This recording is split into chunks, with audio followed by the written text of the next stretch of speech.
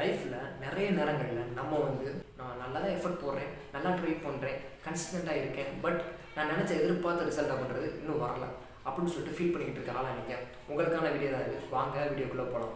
நம்ம லைஃப்பில் நம்ம ஸ்கூல் காலேஜ் படித்தாலும் சரி, இல்லை ஒர்க் பண்ணிட்டு இருந்தாலும் சரி, சில நேரங்களில் எக்ஸாம்ஸ்க்காக நல்லா ப்ரிப்பேர் பண்ணிகிட்டு இருப்போம். டே நைட் பார்த்தீங்கன்னா படிச்சுக்கிட்டு இருப்போம். இல்லை ஸ்போர்ட்ஸில் அச்சீவ் பண்ணுறதுக்கு ஏதோ விஷயத்தை பண்ணிகிட்டு இருப்போம்.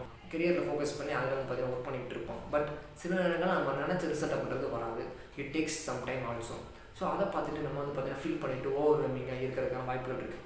நீங்களும் அப்படி இருக்க வாய்ப்புகள் இருக்குது. நானும் அப்படி இருந்திருக்கேன். இப்படி நம்ம திங்க் பண்ணிக்கிட்டு இருப்போம். பட் கொஞ்ச நாளைக்கு முன்னாடி நான் ஒரு இன்டர்வியூ பார்த்துருக்கேன். ரீசெண்ட் டைமில் எனக்கு பார்த்தீங்கன்னா ஞாபகம் வந்துச்சு. ஸோ அதை உங்கள்கிட்ட ஷேர் பண்ணலாம்னு நினச்சேன். ஒரு தடவை ஒரு இன்டர்வியூவில் பார்த்தீங்கன்னா நம்ம தோனி அவங்கக்கிட்ட பார்த்தீங்கன்னா ஒரு கொஸ்டின் ஒன்று கேட்டிருப்பாங்க. அது என்ன கேட்டிருப்பாங்க அப்படின்னா, சரி எப்படி உங்களால் எல்லா சுச்சுவேஷன்ஸ்லையும் காமாக இருக்க முடியுது, எப்படி நீங்கள் ப்ரெஷர்ஸை ஹேண்டில் பண்ணுறீங்க அப்படின்னு சொல்லிட்டு ஒரு கேள்வியை கேட்டிருப்பாங்க. அதுக்கு தோனி என்ன சொல்லியிருப்பார் அப்படின்னா, நான் ரிசல்ட்ஸ் பார்த்தீங்கன்னா ஃபோக்கஸ் பண்ணி ஒர்க் பண்ண மாட்டேன், I don't work for results அப்படின்னு சொல்லியிருப்பார். I love cricket, I enjoy the process அப்படின்னு சொல்லியிருப்பார். எனக்கு கிரிக்கெட் விளாட்றது பிடிக்கும். ஸோ அந்த கேமில் இருக்கும்பொழுது நான் அதை பற்றி ரிசல்ட்ஸை பற்றி ஒர்க் பண்ண மாட்டேன், கிரிக்கெட் விளாட்றதை நான் என்ஜாய் பண்ணுவேன். ஸோ ரிசல்ட்ஸ் பெருசாக நான் பாதனை பண்ணுறது கிடையாது அப்படின்னு சொல்லியிருப்பார். ஸோ அதனால தான் என்னால் ப்ரெஷர் ஹேண்டில் பண்ண முடியுது, காமாக இருக்க முடியுது அப்படின்னு சொல்லியிருப்பார். நீங்கள் இப்போ என்ன பண்ணிகிட்டு இருக்கீங்களோ அதை என்ஜாய் பண்ணி பண்ணுங்கள், அதை லவ் பண்ணி பண்ணுங்கள். ஸோ ரிசல்ட் அப்படின்றது maybe sometimes it's takes time.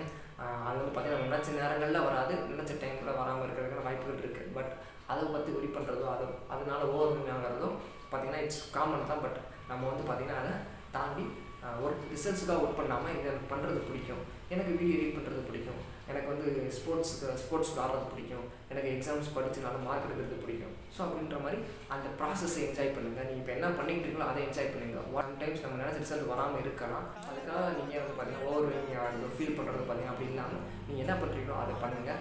இதுக்கு இங்கிலீஷில் அழகான ஒரு பழமொழி இருக்குது, give your best leave the rest அப்படின்னு சொல்லியிருப்பாங்க. அந்த மாதிரி உங்களால் முடிஞ்ச எஃபர்ட்டை கொடுங்க, எவ்வளோ ட்ரை பண்ணுங்க ட்ரை பண்ணுங்கள், கன்சிஸ்டண்ட்டாக இருங்க. But leave the rest to God, கடவுள்கிட்ட மிச்சத்தை விட்டுருங்க. ரஜினி ஒரு படத்தில் சொல்லியிருப்பாங்க இல்லையா, நான் கடவுள் மேலே பாரத்தை போட்டு என் போகிற போக்கில் போயிட்டே இருப்பேன் அப்படின்னு சொல்லியிருப்பாங்க. அந்த மாதிரி கடவுள் மேலே பாரத்தை போட்டு leave the rest to God கடவுள்கிட்ட கொடுத்துட்டு நீங்கள் என்ன பண்ணுறீங்களோ அதை பண்ணிட்டு இருங்க. And results sometimes it takes some time. So அதனால் பார்த்தீங்கன்னா உங்களால் முடிஞ்ச எஃபர்ட்டை கொடுங்க, leave the rest to God. இந்த வீடியோ கண்டிப்பாக உங்களுக்கு யூஸ்ஃபுல்லாக இருக்குன்னு நான் நினைக்கிறேன். தேங்க்யூ ஃபார் வாட்சிங்.